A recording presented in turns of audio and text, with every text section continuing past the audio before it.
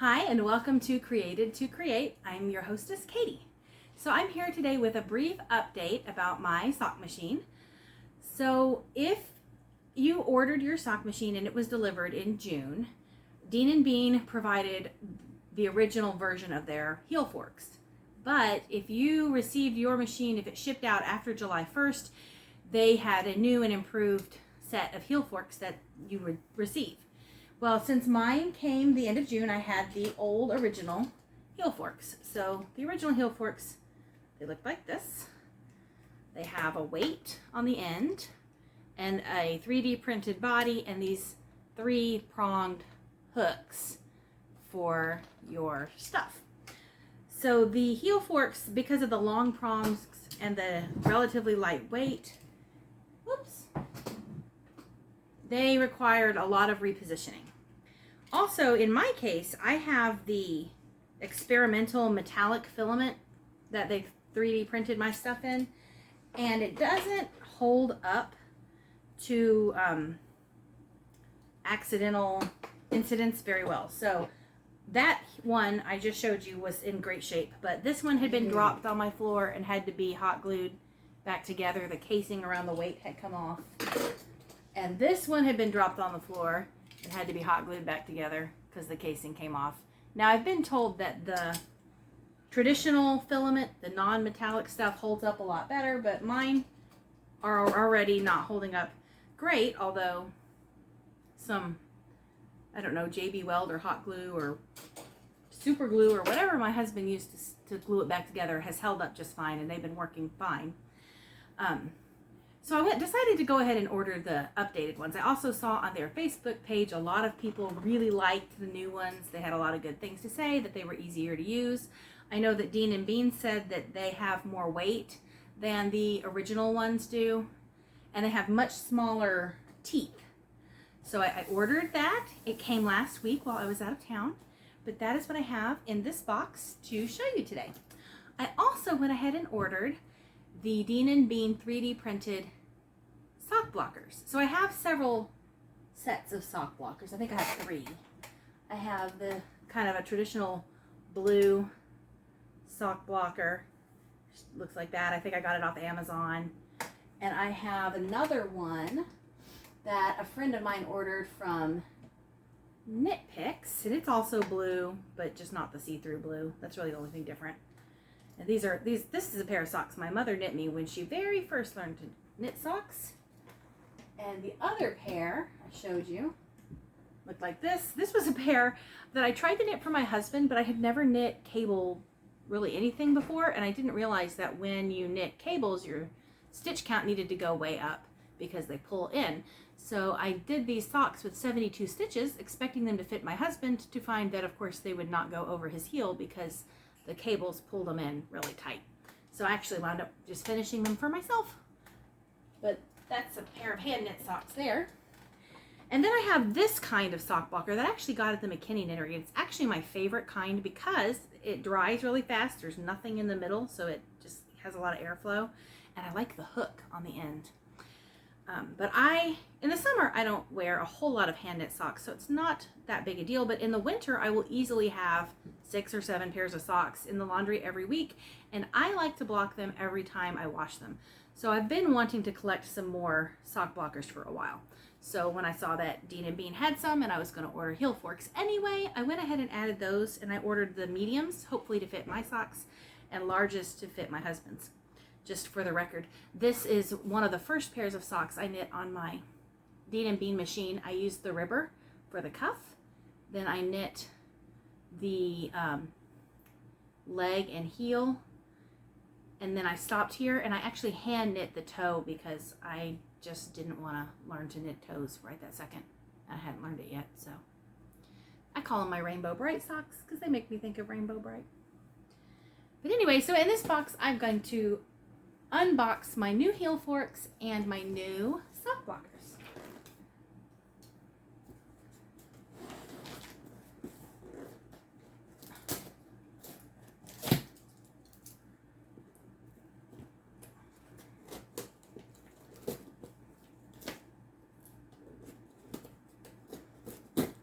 Oh, maybe if I can get into the box.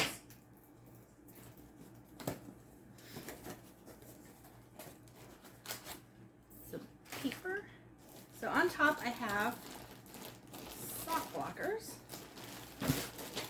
These are the large size, so I ordered them for my husband's size foot. And it looks like there's going to be some assembly required. I don't know what the safety pins are for. This pair doesn't have any instructions, but the second pair in here, the medium ones, they look like they have some instructions. So let's... Building your sock blockers. Each bag includes the pieces to build one of the pair of sock blockers. Then it has a photo that shows us how. And you can adjust the length of the foot. Well, that's kind of neat. By fitting the oval button of the toe section into the oval opening. And you lock it into place with the safety pins. So that's kind of cool. So let's see here. If we can build a sock blocker. We're not going to build all of them, but we'll see if we can build one of them.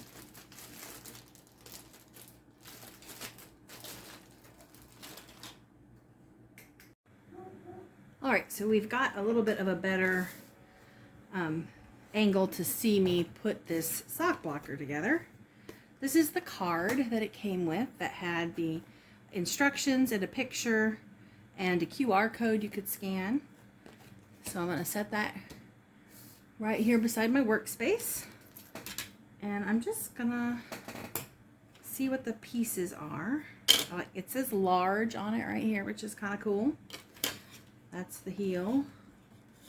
Let's see. It's a heel and a toe. This looks like a leg piece. I think there's 2 leg pieces, so you can make them shorter, like if you want to put shorty socks on there. This must be the part where you put the pin in, so you can make the foot shorter or longer, and you would use the safety pin to kind of put that where you want it. And then I guess this looks like, I don't know if there's a difference between the 2 sections here. I don't know. It just sort of pops into place, it looks like.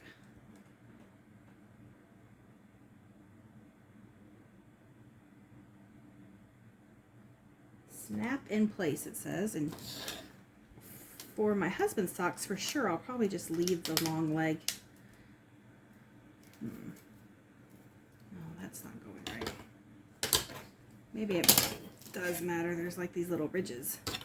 Yeah, so it does matter which order the leg pieces go in. There's like these little ridges in here that you kind of need to line up, it looks like.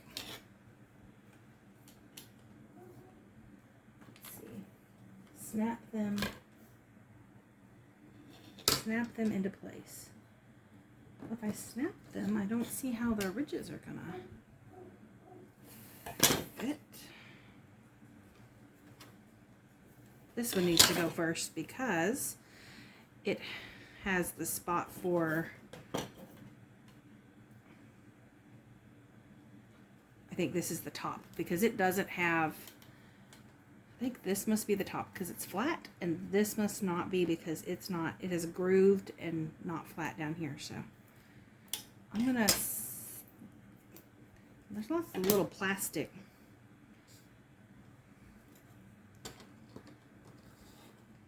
pieces here, like little bits of plastic from the 3D printing process, I guess.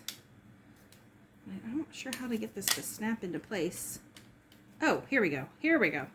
You fit the little...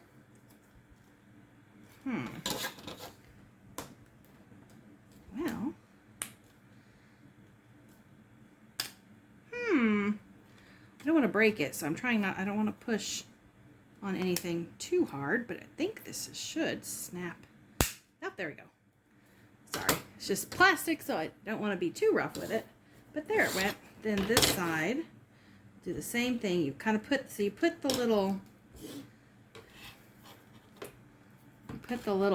groove and the little piece that match up kind of together there, and then you can snap it Although actually this was a really long leg for this sock blocker. I don't know that well, that's the toe there.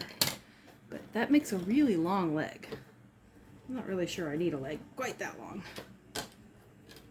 So again, it's not actually the easiest thing to snap together because I don't want to break it, so I'm trying not to be too rough, but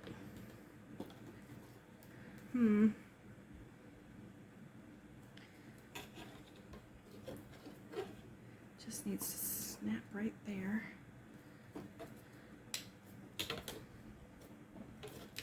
Well, let's try that again. So slide it in.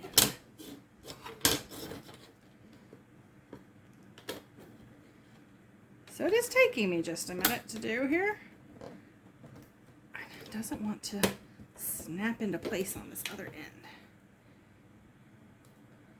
Oh, there it went. Okay, good. So you do have to use quite a bit of force to get that to do what it's supposed to do there. Then on this side you put the hook. It does not have a little groove, but it does have a little ledge. I don't know if you can see that. So you line the ledge up. And then you're gonna snap it down. Oh, that one was a little easier, probably because I've done it a couple other times and I'm feeling a little braver. So now I have a very long-legged. I don't really see any reason why I'd ever make my husband knee socks, but apparently I could if I wanted to. And now I would have long blockers to block them on. And then I can change the length of the foot based on how long my husband's sock is. So I did actually bring a sock, one of my husband's socks. This is one that I knit by hand. So I don't think I'm going to need to make the foot any longer than the smallest setting, actually. Although, actually, all of his socks that I have knit him so far tend to be just a hair too small because, I don't know if I'm impatient or if I just always think his foot is smaller than it is. I'm not sure. But we're going to put our safety pin there to hold the toe in place and put the sock on the blocker.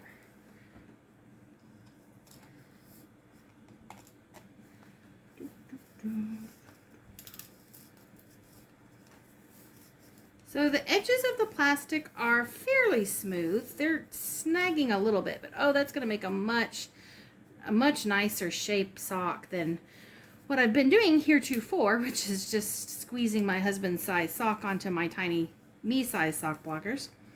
I'm actually really happy with that. Fits really well.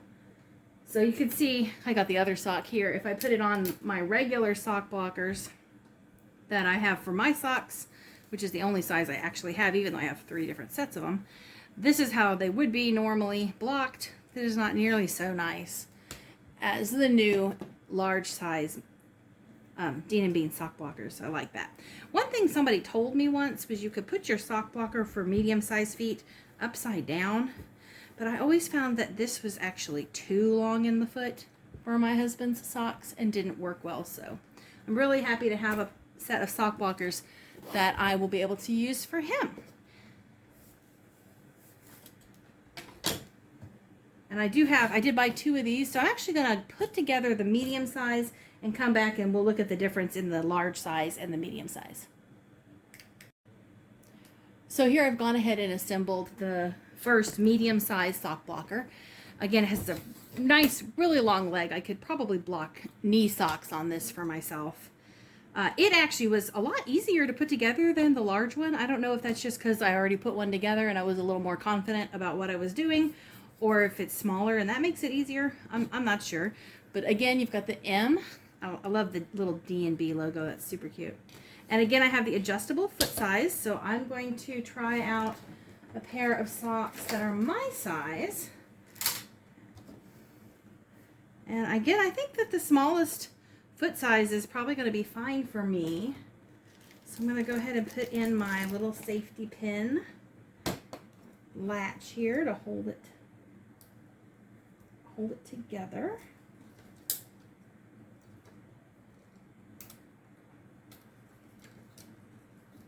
There we go. Put my sock on.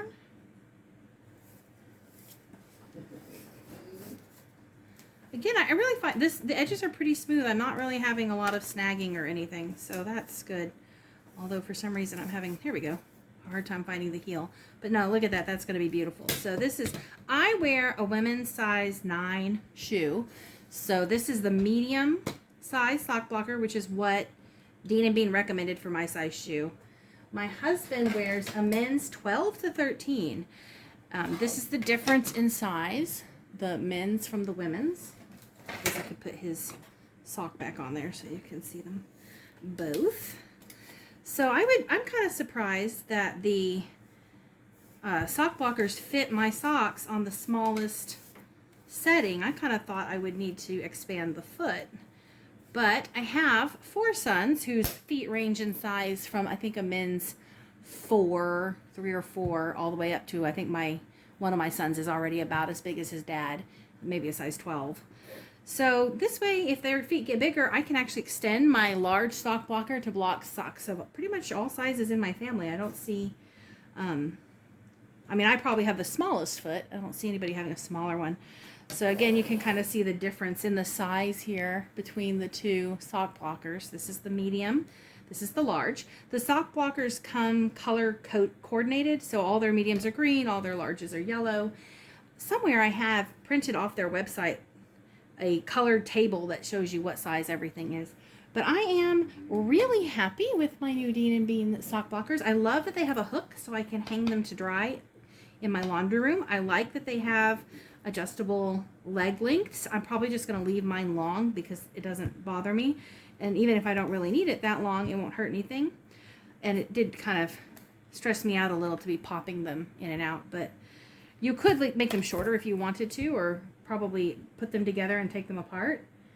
But yeah, so those are my new Dean & Bean sock blockers. Now we can take a look at heel forks. Alright, and then last I have the new sock blocker, or the new heel forks.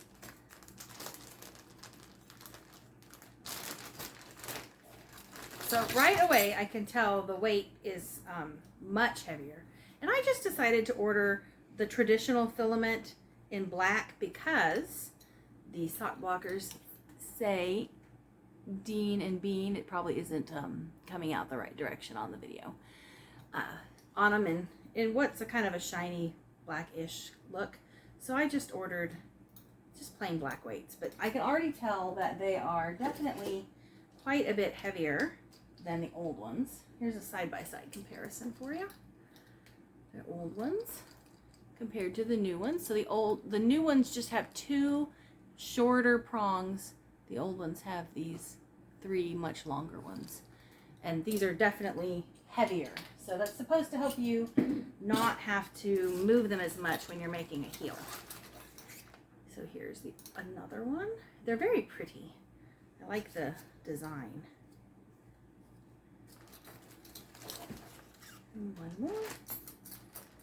So I got 3 new heel forks. So I will have to use these and report back to you on how they go. But thank you for joining us, and I look forward to seeing you next time on Created to Create.